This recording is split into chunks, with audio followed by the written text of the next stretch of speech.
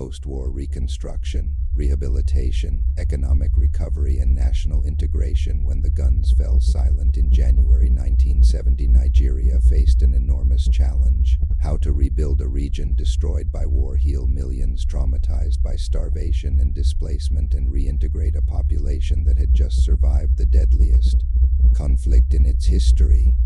The promise of General Yakubu Gowon's 3Rs: Reconstruction, Rehabilitation, and Reconciliation set the tone, but the reality on the ground was far more complex. The eastern region was in ruins. Over 70% of its infrastructure, roads, bridges, schools, hospitals, had been destroyed. Industrial facilities in places like Aba, Port Harcourt, Enugu, and Onitsha were either bombed out or unable to function due to lack of machinery and capital. Millions returned to their hometowns with nothing but hunger, trauma, and the remains of wartime life. The most financially damaging event of the post-war era was the £20 compensation policy, which gave every returning Igbo person £20 regardless of how much money they had before the war.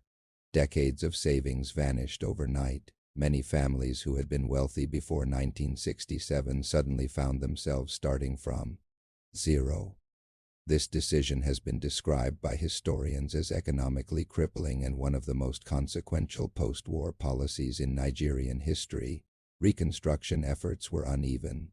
The federal government launched some rebuilding initiatives, repairing highways, reopening government institutions, re-establishing public utilities, but the scale of destruction far outweighed available funding.